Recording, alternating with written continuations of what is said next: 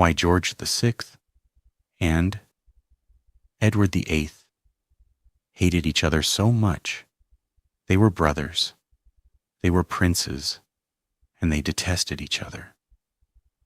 That is the real story behind the polished image of royal unity that the British monarchy so carefully projects to the world. While millions have watched the King's speech and witnessed the touching portrayal of a shy, stammering king rising to meet an impossible challenge, what that film does not show is the seething hatred that burned between George VI and his elder brother Edward VIII, a hatred so deep and so destructive that it nearly brought down the House of Windsor itself.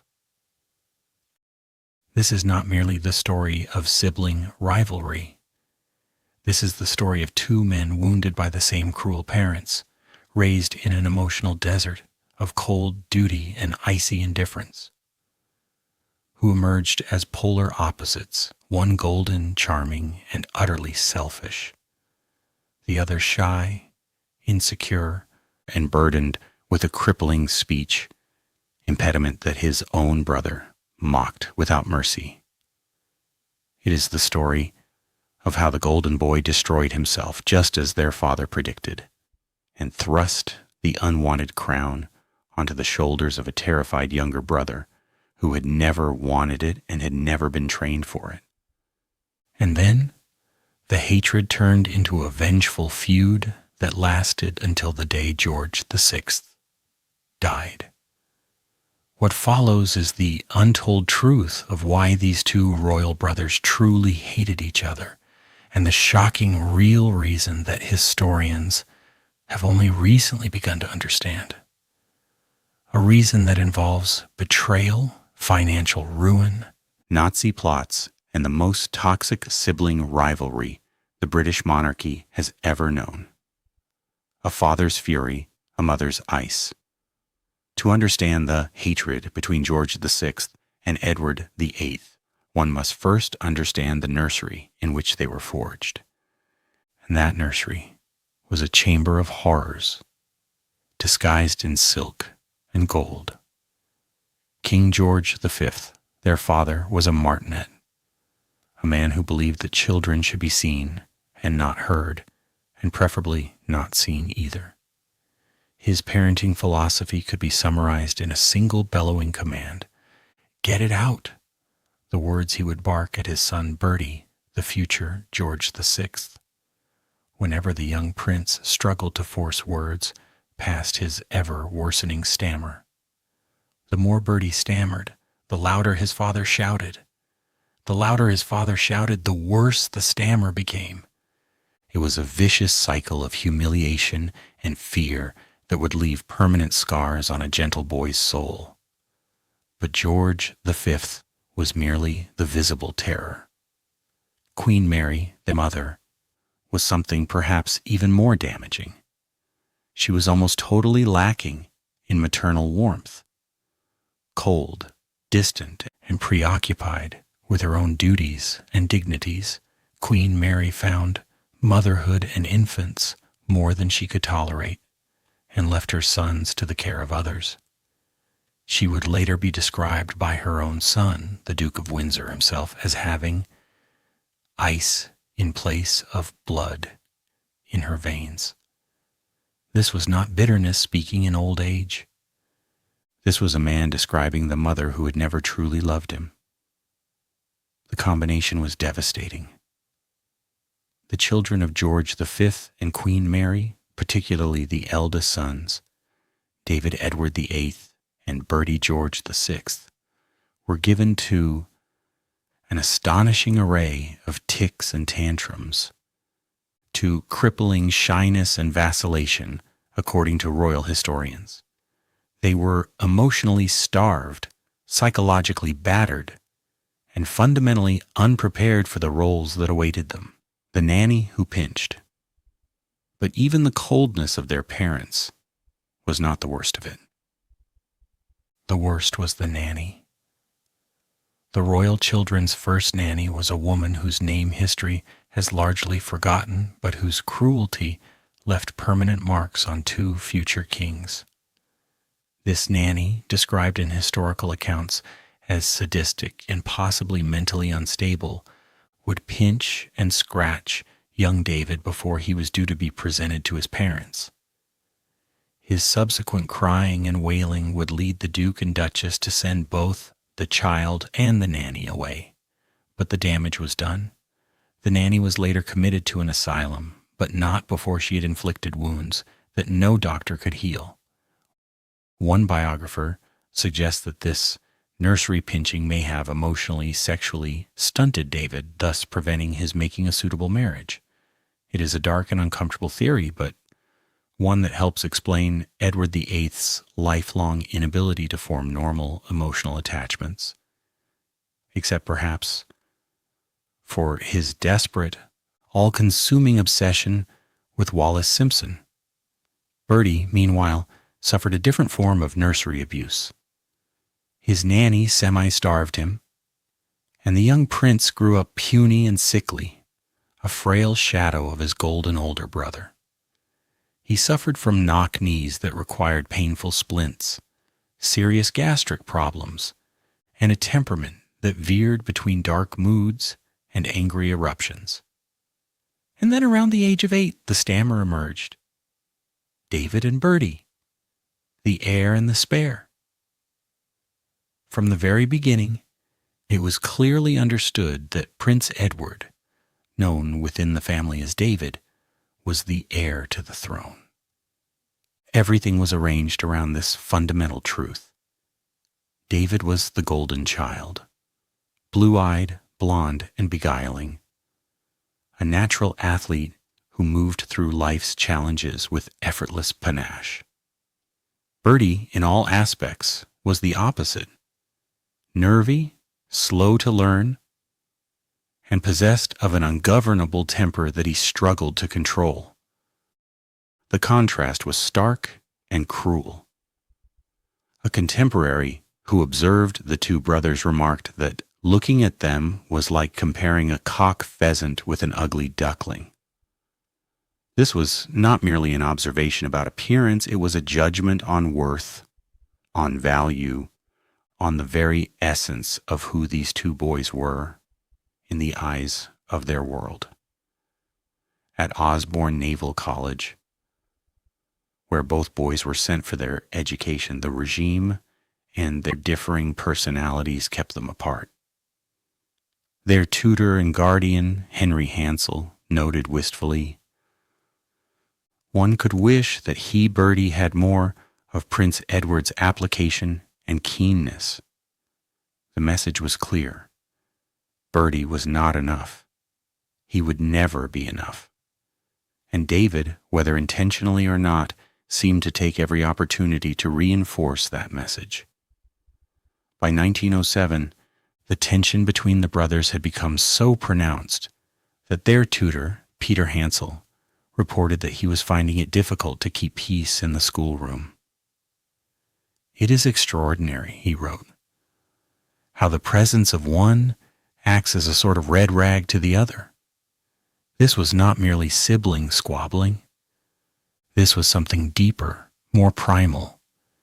In a family that offered no love, no warmth, no validation, the brothers had become competitors for the scant emotional resources available, and David always won. The forbidden prince, John. There was a fifth brother, too, a shadow in the background of this tragic family portrait. Prince John, known as Johnny to those who knew him, was the youngest child of George V and Queen Mary, born in 1905, with epilepsy and what modern historians believe was autism. At the age of 4, when his seizures first manifested, John was effectively removed from the family.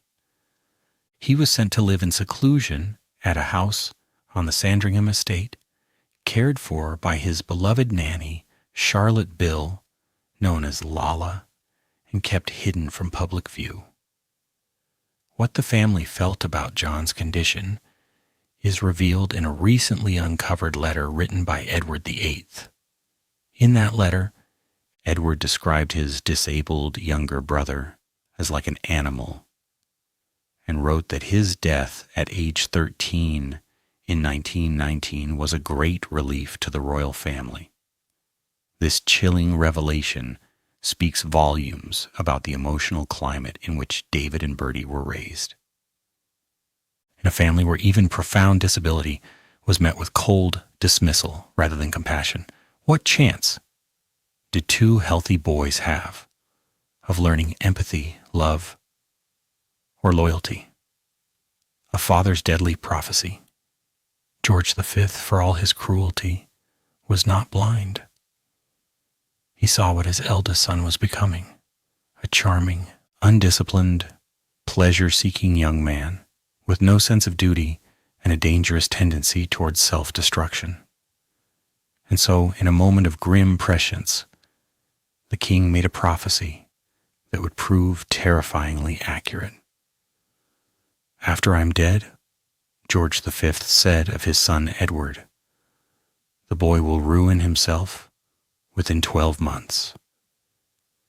And then, in words that revealed the depths of his lack of faith in his eldest son, he added, "I pray to God my eldest son will never marry and have children, and that nothing will come between Bertie and Lilibet and the throne." The king died on January 20th, 1936. 11 months later, his prophecy was fulfilled. The stammer, a weapon of mockery. The cruelest cut. For Bertie, the stammer was not merely an inconvenience. It was a daily torture, a prison of the throat that trapped his thoughts and humiliated him before the world. Sir John Wheeler Bennett, Bertie's biographer, describes the infuriating inhibitions and frustrations, the bitter humiliation and anguish of the spirit, the orgies of self-pity and the utter exhaustion, mental and physical, that his speech impediment caused. But the worst of the torture came not from strangers or from his demanding father. The worst came from his brother David. Edward VIII repeatedly ridiculed and humiliated his younger brother over the stammer and was never forgiven. He would mock Bertie's struggles to speak, imitating the halting, painful attempts to force words past the blockage in his throat. On at least one documented occasion, Edward cruelly joked, "Younger brother trying to push older brother off the throne, positively medieval," a line so callous that it was later included in the film The King's Speech as an example of his casual cruelty. To understand the depth of this cruelty, one must imagine what it was like to be Bertie. A shy, insecure boy who already felt himself to be a disappointment to his father, a pale shadow of his glittering older brother, struggling with a disability that made even the simplest communication a humiliation. And then to have that same older brother, the one everyone compared him to and found him wanting, turn his disability into a punchline. It was a wound that would never fully heal. The quack who saved a king. Bertie's struggle with his stammer continued into adulthood, threatening to destroy his public role entirely. As Duke of York, he was expected to make speeches, to represent his father, to fulfill the duties of a royal prince. And he could barely get a sentence out. Enter Lionel Logue, an almost unknown, self-taught Australian speech therapist, whom one newspaper in the 1930s famously dubbed the quack who saved a king. Logue's techniques were unconventional.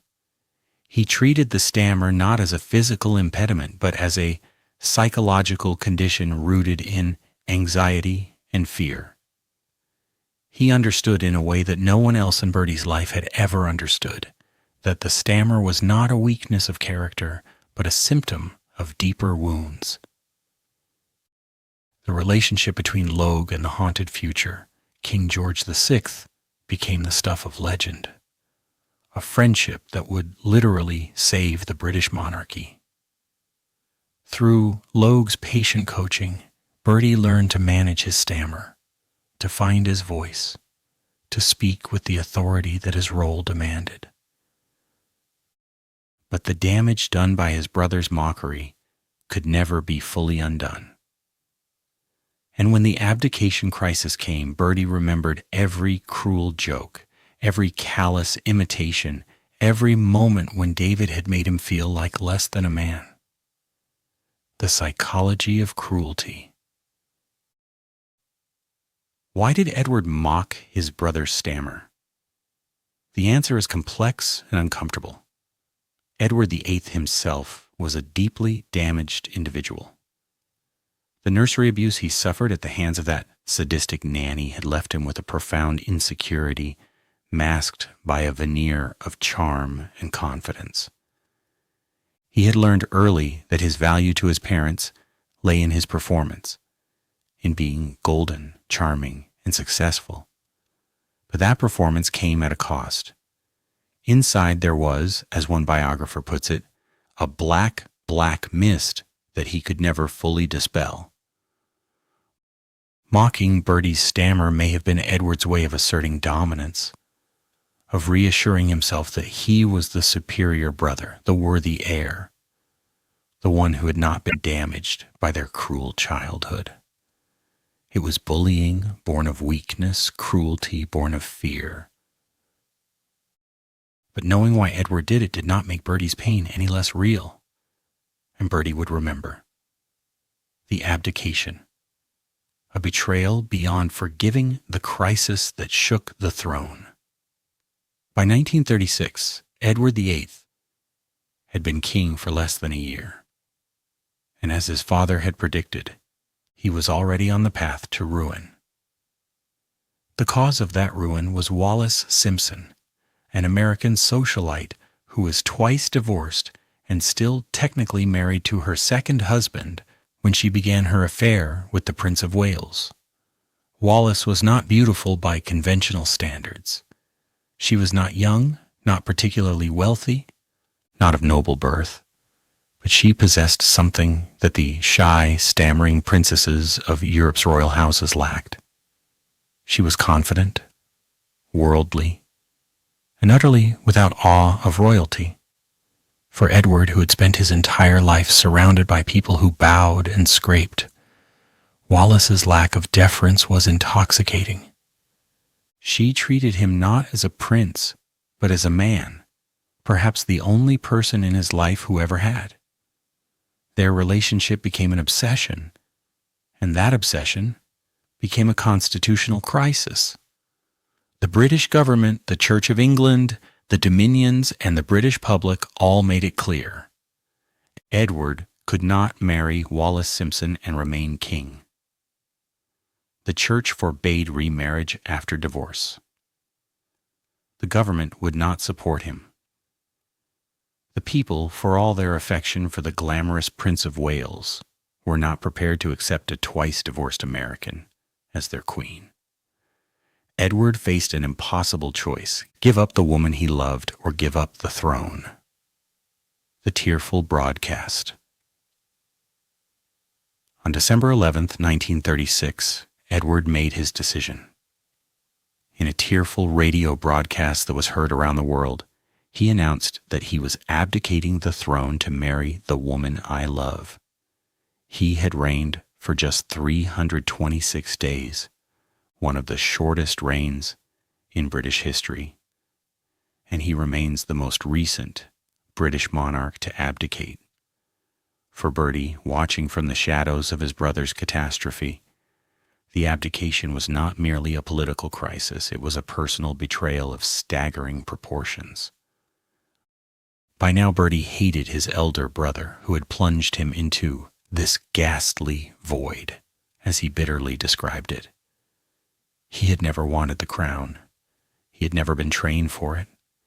He had spent his entire life as the spare, the backup, the insurance policy that no one ever expected to need.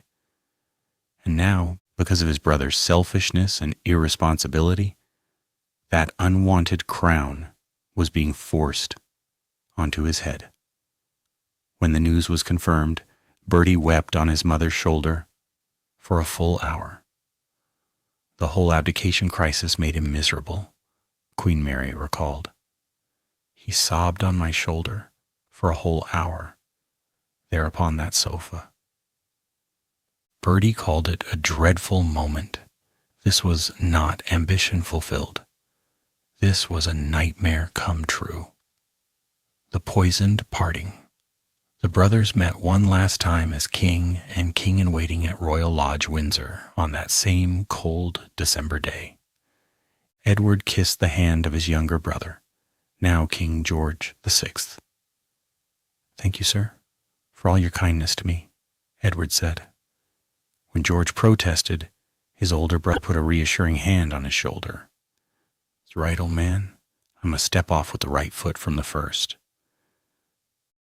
It was a scene of apparent civility, even warmth. But beneath the surface, something had already broken.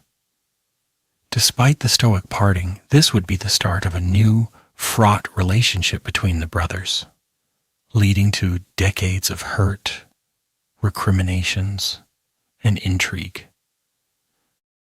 Prince George felt that he had been betrayed by his elder brother, explains royal author Alexander Larman, but Edward felt he had been betrayed by George because he wouldn't allow Wallis the title of Her Royal Highness. Thus began a feud that would outlast the Second World War and end only with George's death. The exiled king and the unwanted king. The title that never came. In the aftermath of the abdication, Edward, now the Duke of Windsor, expected certain things. He expected to be treated with respect as a former sovereign. He expected to be allowed to live in Britain when he wished. And most importantly, he expected his wife, Wallis Simpson, to be granted the title of Her Royal Highness HRH, as was customary for the wife of a royal duke. None of these expectations were met. On May 27, 1937, letters patent were issued that conferred upon the Duke of Windsor the title, style, or attribute of Royal Highness of Frankie, but with a devastating caveat. His wife and descendants, if any, shall not hold said title or attribute. Edward, now Duke of Windsor, would remain HRH. Wallis would not.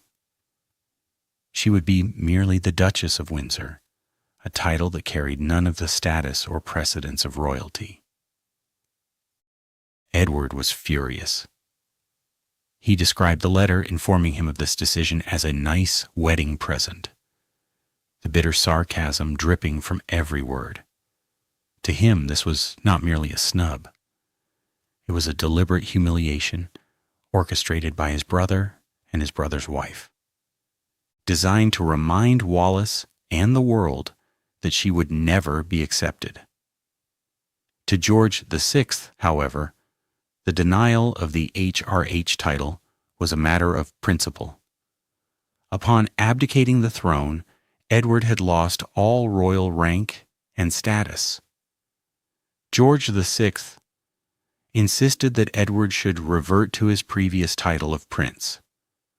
But the government and the royal family drew the line at granting Wallis the full honors of royalty.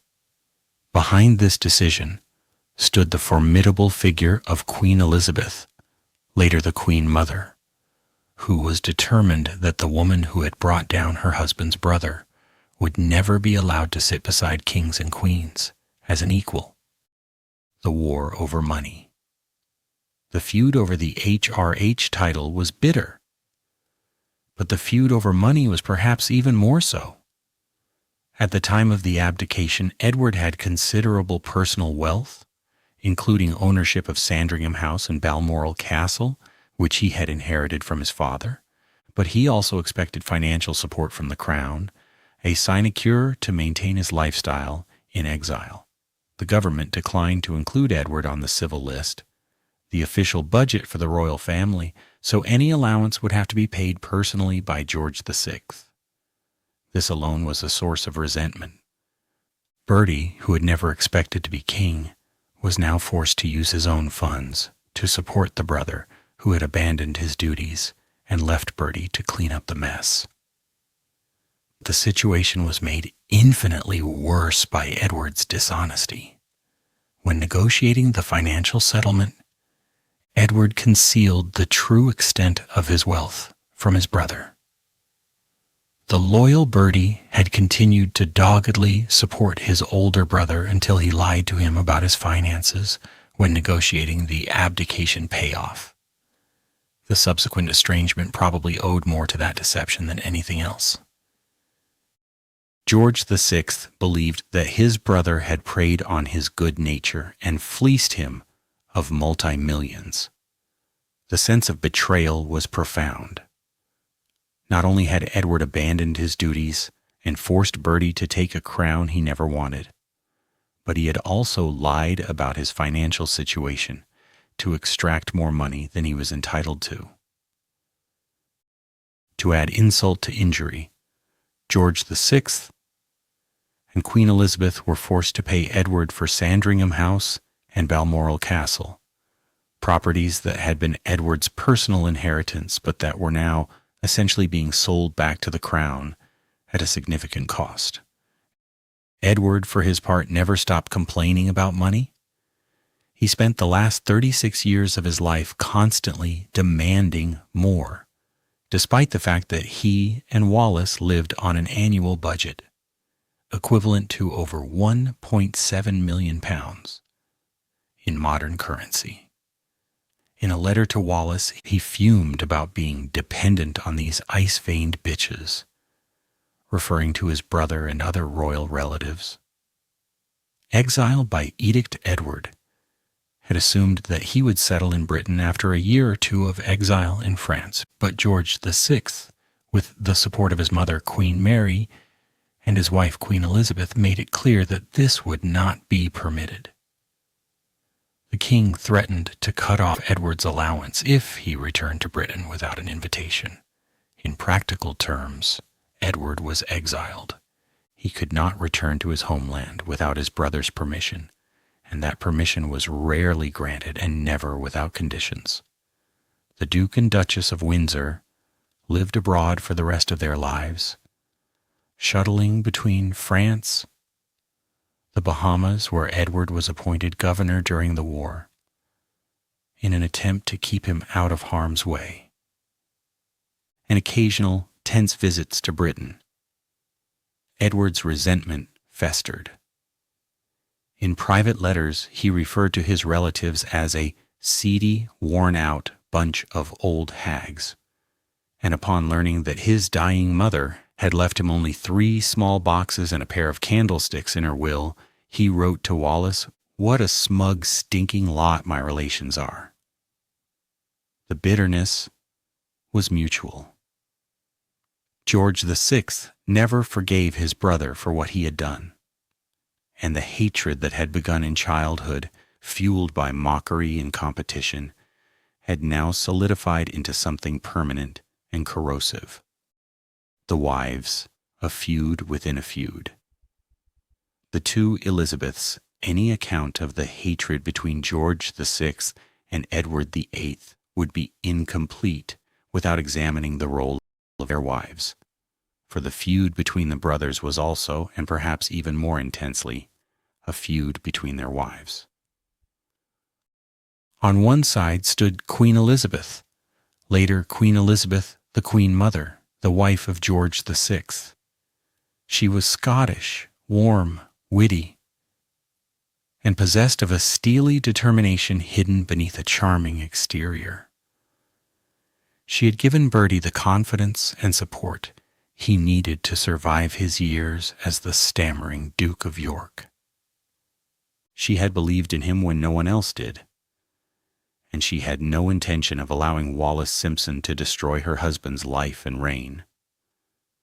On the other side stood Wallis Simpson, the Duchess of Windsor, the American divorcee for whom Edward had given up everything. Wallis was sophisticated, worldly, and utterly without the deference that the British royal family expected from those who married into it. She had no intention of being treated as a second-class royal, and she resented every slight, every exclusion, every refusal to grant her the honor she believed she deserved. The two women despised each other, and their mutual hatred poisoned whatever chance of reconciliation might have existed between the brothers. That fat Scotch cook! Wallis did not bother to hide her contempt for Queen Elizabeth. She called her sister-in-law that fat Scotch cook, a reference to Elizabeth's Scottish heritage and a crude insult to her appearance. In private correspondence, the Duke and Duchess developed elaborate code names for their royal relatives. They referred to the Queen Mother as Cookie.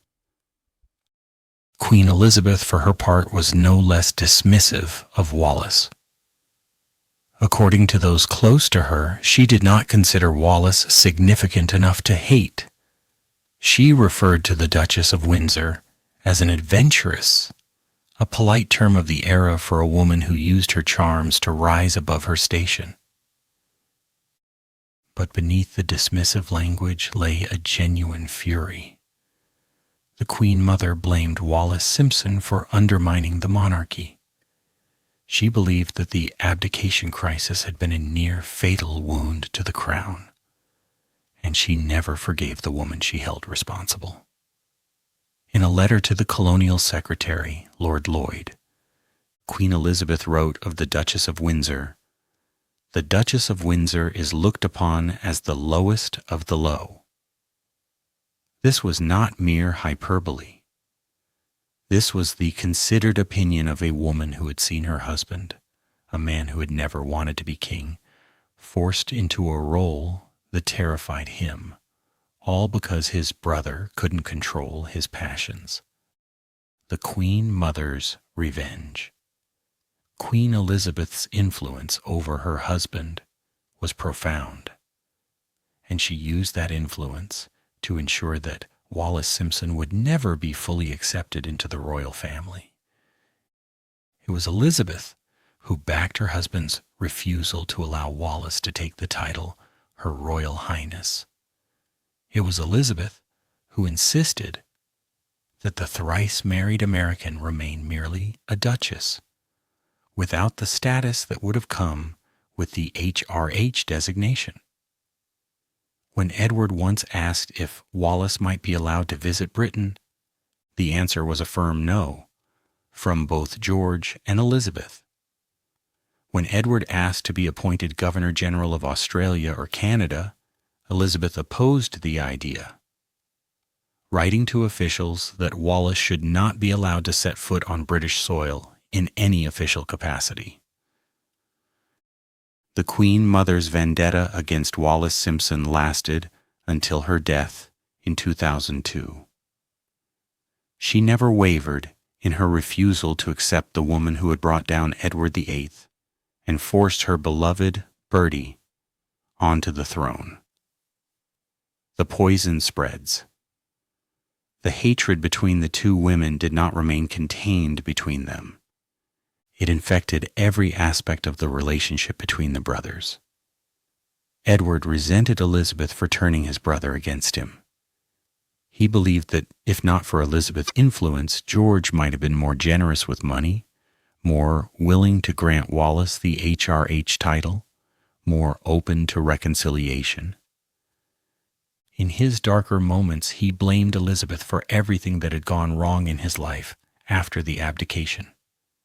George, meanwhile, saw Wallis as the source of all his troubles.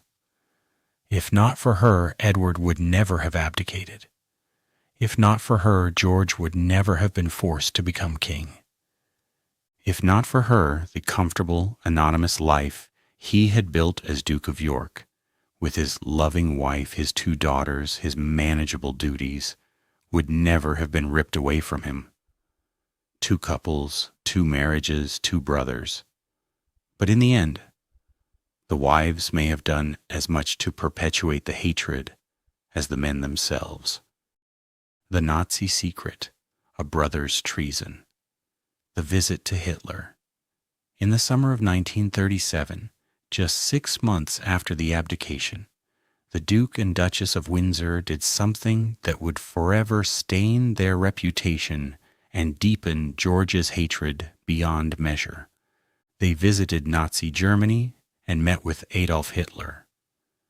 The trip was paid for by the Nazi government, which believed that the Duke of Windsor was a potential ally. The Nazis saw in Edward a man who had been wronged by the British establishment, a man who might be sympathetic to their cause, a man they could perhaps use. Hitler himself hosted the Duke and Duchess at his mountain retreat, and photographs of the smiling former king with the Nazi Führer were splashed across newspapers around the world. Edward's behavior on this trip ranged from politically naive to actively treacherous. He offered praise for Hitler and the German regime. He allowed himself to be used as a propaganda tool, and he gave no thought to how his actions would be perceived by his brother, the British government, or the people of Britain. George VI was appalled. His brother, a former king of England, was now cozying up to the man who threatened to destroy everything Britain stood for. The visit to Hitler was a betrayal of everything the royal family represented: duty, service, and the defense of British values, the Nazi plot to restore Edward. But the visit to Hitler was merely the beginning. As war loomed in 1939 and erupted in 1940, the Nazi regime became increasingly interested in the Duke of Windsor, not merely as a sympathetic figure, but as a potential puppet king. The Nazi plan was codenamed Operation Willy. Hitler personally assigned his intelligence chief, Walter Schellenberg, to handle the operation. The plan was to kidnap the Duke of Windsor, bring him under German control, and use him as a figurehead for a fascist British government after Germany conquered Britain. Documents recovered from the Germans in 1945, known as the Marburg Files, detailed the extent of the Nazi plot. These files indicated that the Duke may have given encouragement to the German scheme. While the full truth remains murky, and Edward's defenders argue that he was merely politically naive rather than actively treasonous, the evidence is deeply troubling. The essence of the plot was simple. If Germany invaded and conquered Britain, the Duke of Windsor would be restored to the throne as a puppet monarch who would collaborate with the Nazis. In this scenario, George VI and his family would be forced into exile. Or worse, MI5. Spies on the king's brother, George VI, took the threat seriously. So seriously, in fact, that he ordered MI5 to spy on his own brother. The surveillance was extensive. MI5 agents tracked the Duke and Duchess of Windsor's movements, intercepted their communications, and reported back to the king. The FBI also became involved, with director J. Edgar Hoover describing Wallis Simpson as violently German and fearing that she was sending secret messages to German diplomats in New York through code hidden in her clothing. The results of this surveillance were alarming. According to documents unearthed by historian Professor Richard Aldrich, the Duke and Duchess attempted to persuade influential Americans to pressure President Roosevelt to keep the United States out of the war in Europe. Aldrich described this behavior as close to treachery, actually. The Duke's own bodyguard, Chief Inspector Stourier, was paid to report back on anything suspicious. At one point, Stourier described the couple as being very fifth column, a term used to describe clandestine subversives working to undermine a country from within. The traitor king. In the years following the war, the full extent of Edward's Nazi connections became clear. Historian Andrew Morton, In his book 17 Carnations, The Royals, the Nazis, and the Biggest Cover-Up in History, details how Churchill, Eisenhower, and King George VI himself were involved in covering up the Duke of Windsor's relations with Hitler. Edward VIII became known, in private, among those who knew the truth, as the traitor king. It was a devastating judgment, one that would have meant imprisonment or worse for a commoner. But because Edward was the king's brother and a former sovereign, the truth was buried. Why did the British government and the royal family cover up Edward's treason? The answer is complicated. There was a desire to protect the monarchy from a scandal that could destroy it entirely. There was a fear of the political fallout if the public learned that a former king had collaborated with the Nazis. And there was perhaps a lingering sense of family loyalty, however frayed and damaged, that prevented George VI from exposing his brother to the full consequences of his actions. But make no mistake, George VI knew what his brother had done, and he never forgave it. The 1949 confrontation. By the late 1940s, the relationship between George VI and the Duke of Windsor had deteriorated to the point of near total estrangement. The brothers saw each other rarely, and those rare encounters were marked by tension, resentment, and outright hostility. The final break came in 1949 when Edward demanded that Wallis be granted the HRH title, a demand that George had consistently refused. The issue came to a head in a furious in-person row that left nothing unresolved and everything worse. According to accounts of the meeting, George remained adamant. Wallis would never be HRH. Edward, for his part, accused his brother of betraying him, of allowing his wife to poison his mind, of treating the woman he loved as less than human. It was the last time the brothers would ever have a meaningful conversation. After 1949, their relationship existed only through occasional letters, formal courtesies, and the bitter private reflections that each man recorded in his diary. The last social meeting. The Duke and Duchess of Windsor would meet King George VI and Queen Elizabeth socially only once more. The occasion was a brief encounter and the atmosphere was poisonous. According to eyewitnesses, the disapproval on their side and the dislike on hers were publicly noticeable. Neither couple made any pretense of warmth. The meeting was brief, formal, and deeply uncomfortable for everyone present. Afterward, the brothers returned to their separate lives. George in Britain, Edward in exile. They never saw each other again in any meaningful social capacity. The final score settled. George VI's health had never been robust. The stress of the abdication crisis, the burden of kingship, the strain of World War II, and the emotional weight of his brother's betrayal all took their toll. By the early 1950s, the king was a dying man.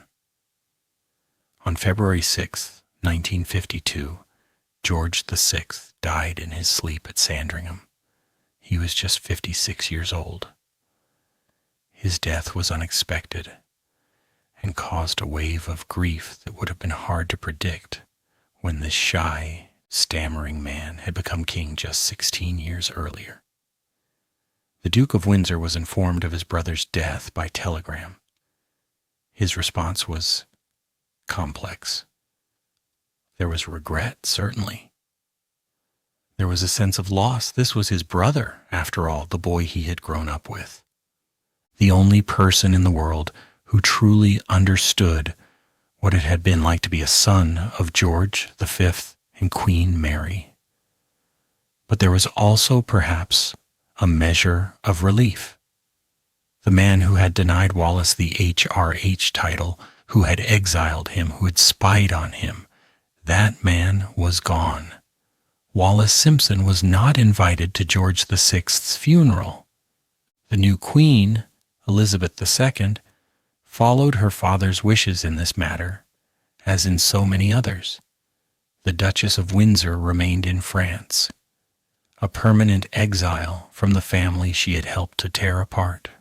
When the Duke of Windsor returned to London for his brother's funeral, he was told that his personal allowance from Buckingham Palace would stop because it had been a personal gift of the dead king.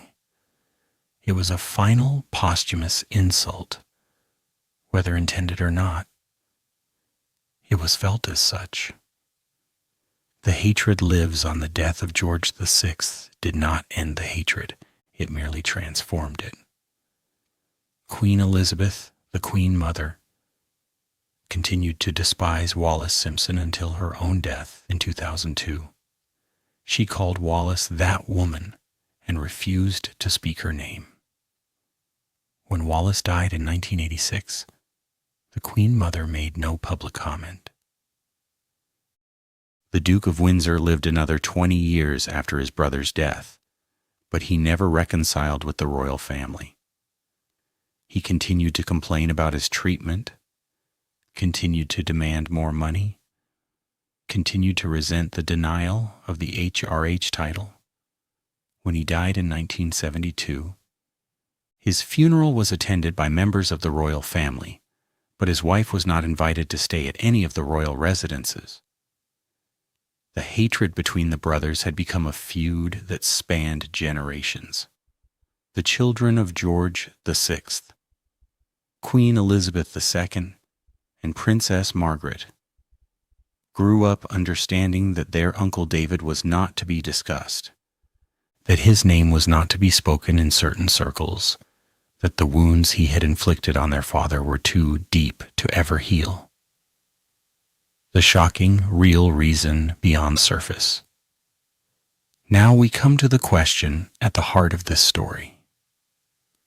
Why did George VI and Edward VIII hate each other so much? What is the real reason, the shocking truth that lies beneath the surface of the usual explanations? Most accounts of the brothers' feud focus on the obvious factors: the abdication, the HRH title dispute, the financial conflicts, the Nazi sympathies, the influence of their wives. All of these are true. All of these contributed to the hatred.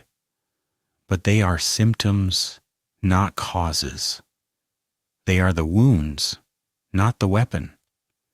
The shocking, real reason, the explanation that historians have pieced together only in recent decades, is that David and Bertie were never allowed to love each other, and because they were never allowed to love, they could not help but hate. The childhood destruction of love. Consider what these two boys experienced in their earliest years. They were raised by a nanny who physically abused them. David was pinched and scratched before being presented to his parents, ensuring that he would be crying and upset, and therefore sent away. Bertie was semi-starved.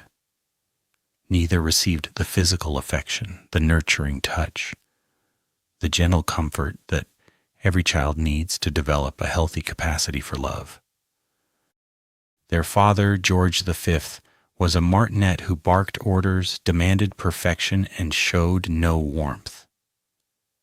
When Bertie stammered, his father shouted, "Get it out!" rather than offering patience or understanding. When David failed to meet his father's expectations, which he did repeatedly, because no amount of charm could satisfy the cold, demanding king, he was met with dismissal and disappointment. Their mother, Queen Mary, was ice cold, a woman who found motherhood more than she could tolerate and left her children to the care of others. She showed them no affection, no tenderness, no evidence that she loved them. The Duke of Windsor's bitter comment about his mother's ice in place of blood in her veins was not merely the complaint of a resentful son. It was an accurate description of the emotional climate in which he and his brother were raised. Two boys raised without love, Two princes taught from infancy that emotion was weakness, that duty was everything, that the performance of royalty mattered more than the reality of family. And then on top of all this, the competition. David was the heir, the golden boy, the one for whom everything was arranged. Bertie was the spare, the afterthought, the one who was never good enough.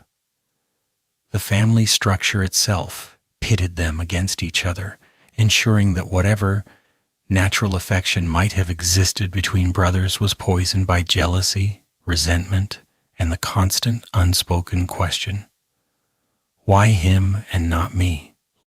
Love turned to hate.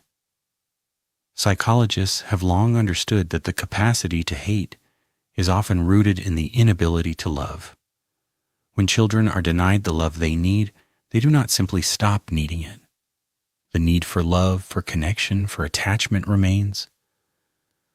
But when those needs are thwarted, the energy that should have gone into love becomes redirected into anger, resentment, and ultimately hatred. This is what happened to David and Bertie. They needed each other. In the cold, empty nursery of their childhood, they were all they had. But they were never allowed to be close. Their parents' coldness, the nanny's abuse, the constant comparisons and competitions, all of these forces pushed them apart rather than pulling them together. And so the love that should have existed between them, the brotherly bond that might have sustained them through the trials of their lives, was strangled in its cradle. What grew in its place was something darker, a hatred born of unmet need, of love refused, of the terrible knowledge that the person who should have been your closest ally in a hostile world was instead your competitor for scraps of approval from parents who had none to give. The abdication as the final wound. When Edward VIII abdicated, he did not merely abandon his throne. In Bertie's eyes, he abandoned him. The brother who should have protected him, who should have been his ally, had instead dumped an unbearable burden onto his shoulders and walked away. Bertie's tears on his mother's shoulder were not merely the tears of a man facing an unwanted responsibility. They were the tears of a man whose brother, the only person in the world who truly shared his childhood wounds, had betrayed him in the most profound way possible. Edward, for his part, could not understand why Bertie was so angry. In his own damaged mind, he had done nothing wrong. He had fallen in love. He had chosen that love over a crown. What was so terrible about that? But Bertie did not see love. He saw selfishness. He saw irresponsibility. He saw the golden boy who had always gotten everything he wanted, taking yet another thing, this time the throne, and throwing it away like a toy he had tired of, leaving Bertie to pick up the pieces, the hatred that could have been love.